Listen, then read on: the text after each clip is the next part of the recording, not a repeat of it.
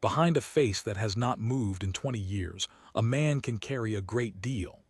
I have carried grief there and pride, and once the deepest cold of my life, and the people who filed past me saw none of it. That is the work. You learn to stand inside yourself the way a sentry stands inside a doorway, present, watchful, and entirely still. So when they ask me, even now, why I left my post on the last night of the old Queen's lying-in state, they expect a story of a man who finally cracked after all those years. It was the opposite. It was the one night in my life that discipline told me to move, and I have never been more certain of anything I have done since. I should explain the post first, because the post is the whole of it. The Vesper Gate is the oldest of the four that ring Ashford Court, in the city that has been the heart of Lismere for 900 years. It is not the grand gate where the cameras gather and the tourists raise their phones. It is the narrow one at the north wall, where the cobbles run down toward the river and the wind comes off the water like a thing with an edge to it. A single guardsman holds it through the night, alone, from the changing of the late watch until the gray before dawn. I had stood it more nights than I could count, in rain that filled my boots and heat that ran the sweat down inside the wool, and I had learned the particular art of it, which is to be there completely while seeming not to be there at all. I was raised into the regiment by a man named Bram Holloway, a color sergeant with a face like a closed book and hands that had done a great deal more than they ever said. He drilled me until standing still was easier than sitting, until my body forgot how to fidget, until silence stopped being a thing I held and became a thing I lived inside. And he gave me one creed, repeated so often it wore a groove in me that is there still. What is entrusted to the guard reaches its end. He never said it grandly. He was not a grand man. He had been a young soldier in the Harlow Pass campaign, 40 years before my time, in the war that the men of his age spoke of only in lowered voices, when they spoke of it at all. Whatever he had carried down out of that frozen country, he carried the rest of his life and laid down for no one. He left me the creed and little else, and for years I thought it was only a fine way of saying do your duty. I did not understand it until the night I am telling you about. The Queen had died in the autumn, full of years, and the whole kingdom had gone quiet in the strange, suspended way a country goes when something fixed since before your birth is suddenly gone from the world. For 3 days she lay in state in the Cathedral of St. Aldrich, and the lines of mourners stretched a mile down the avenue in the rain. At dawn she was to be carried to the royal vault, and the great doors would close, and the long chapter of her reign would close with them. That last night the snow came. It came hard, the way it does once or twice a winter on that coast, fat, silent flakes blotting out the lamps one by one, until the river was only a sound somewhere below me, and the city seemed to hold its breath. By 2 in the morning the streets were empty. I stood my post in the white dark, the bearskin gone heavy with melt, the cold working patiently through the wool and into the bone, and I thought of nothing, which is its own kind of discipline and harder than it sounds. I heard him before I saw him. A scrape and a pause, a scrape and a pause, the sound of a man dragging a bad leg up the cobbles against the wind. He came into the lamplight an inch at a time, old, thin as a winter branch, in a long coat that had been a good coat once, leaning hard on a walking stick, his breath tearing out of him in ragged white clouds. He had no business being out in that cold. He had no business being alive in it. He stopped a few feet from me and looked up into my face with the flat directness of a man who has stopped being afraid of anything at all, because the worst thing has already been decided. "You're the guard," he said, as if confirming it for himself. "Then you'll do." A guardsman at his post does not answer.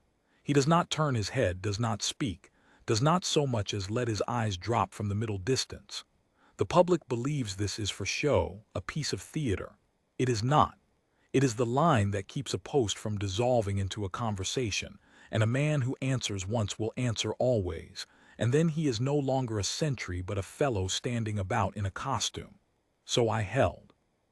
I gave him nothing but the wall of my discipline, the same wall I had given drunks and pranksters and proud men who wanted to be photographed making me flinch. He understood it. He nodded slowly, as though my silence were the right password and he had only needed to hear it. "I won't keep you long," he said. "I haven't got long left to keep you with." And from inside the good old coat he drew out a flat packet wrapped in oilcloth, gone soft and gray with handling, tied round with string that had plainly been untied and retied 100 times across the years. "My name doesn't matter," he said. "I'm the last of my company now, Harlow Pass. We went up that mountain 90 strong and we came down 19, and the Queen, she was a young woman then before the crown sat heavy on her, she gave our captain a letter to carry home, her own hand. Thanks to the families of every man we'd lost, every name written out, a promise that not one of them would be forgot." His jaw worked, and for a moment the wind was the only voice between us. The captain died of his wounds on the road back. The war ended in a mess, the way they always do, and the letter never reached a single family. It came to me because I was the one still on my feet, and I have carried it 40 years looking for the way to do right by it. And now I'm out of road. He lifted the packet. His hand shook so badly that the falling snow caught and settled in the folds of the oilcloth. "Lay it on her," he said, "before they close the doors at dawn. Let her go down into the dark knowing the promise was kept. That's all I came for. That's the whole of it. I want to tell you that I weighed it carefully, that I considered the standing orders and the consequences and the long discipline of my service. I did not. There was no weighing in me at all." Bram Holloway's voice rose up plainer than the wind in my ear. "What is entrusted to the guard reaches its end. For 20 years I had believed the post was sacred, and I had been right, but I had misunderstood what the post was. It had never been the cobbles or the iron gate or the patch of stone I stood upon. The post was the promise, the unbroken thing the uniform is only there to stand for.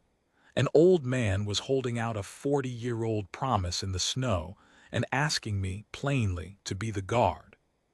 To refuse him to protect the letter of my orders would have been to betray the whole of what they meant.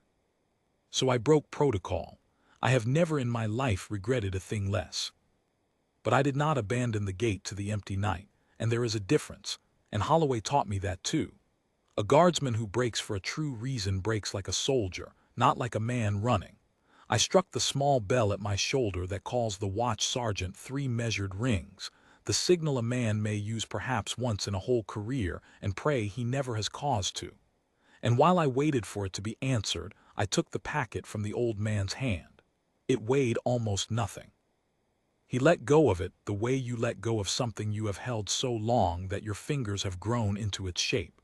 And the moment it left him, his whole frame seemed to settle and soften, as though the only thing that had held him upright through that storm had been the carrying of it. Sergeant Vale came down through the snow at a run, his greatcoat thrown over his nightclothes, braced to find me bleeding or worse, because that bell means nothing small. He was a hard man and a fair one, and he stopped short when he saw only an old soldier swaying in the lamplight and a gray packet in my gloved hand. In the fewest words the post permits, I gave him the truth of it. He looked at the veteran and at the oilcloth, and something moved in his face that in 9 years I had never once seen there. "Hold your post, Mercer," he said, very quietly. "I'll carry it the rest of the way myself." And he went up the avenue toward the cathedral with the letter inside his coat, held against his heart, the way you carry a thing you have decided matters more than your own comfort. The old man could not walk back the way he had come, and we both knew it. We brought him into the gatehouse, out of the wind, and set him in the chair by the small iron stove, and I stood my post in the open doorway, where I could keep the gate and keep him both at once, which is as near to holding 2 duties in one as the regulations will ever quietly allow. He did not speak again. He sat with his empty hands open on his knees and watched the fire, and somewhere in the last gray hour before the light he stopped watching it. He went easily, without a sound. A man does, I have come to think, when the last thing he was put on the earth to do has finally been done, and there is nothing left to hold the door against. At first light they laid the letter upon the Queen's bier beneath her folded hands, and it stayed there when she was carried down into the vault. The Dean of St. Aldrich, who had asked Vale for the whole of the story, told it to the gathered mourners before the great doors were closed, an old soldier, a promise 40 years late, a word kept at last. By the time the kingdom woke and the bells began, the tale had gone everywhere, into every kitchen and every shop in Lismere. No one planned it. People simply knew it for what it was the moment they heard it. The thing we all hope in our hearts is true and dare not quite believe, that what is owed will be paid in the end, even if it takes a whole life and a stranger arriving out of the snow to pay it. There was a small fuss afterward about a guardsman leaving his post, as there had to be. It did not last. Vale's report said that I had acted within the spirit of the regiment, if not the strict letter of the standing orders, and the colonel, an old man himself, read it through twice and wrote a single line beneath it in his own hand. The guard kept its word. That was the end of the matter, and no one has raised it since. I have stood many nights at the Vesper Gate in the years since, and I have not moved again. The discipline is exactly what it was, but I understand it differently now, and that has changed everything without changing anything a watching crowd could see. People look at us and think we are trained to feel nothing, statues that happen to breathe, men with the human worn out of them. They have it backward. We are not trained to feel nothing. We are trained so that when the one thing comes, the right thing, the thing worth a lifetime of standing still, we will still be there, steady on our feet, fit to do it. He never told me his name. I have turned that over many times. He did not come for himself. He wanted nothing for himself by then. He came to set down a weight that was never his to begin with, only his to carry, and he chose to put it into the hands of a man he judged would not let it fall. He judged rightly. What is entrusted to the guard reaches its end. He bore that promise 40 years through a hard life and a harder war, up a frozen mountain and down it again, and across all the long, ordinary years between. All I ever did was carry it the last 100 yards.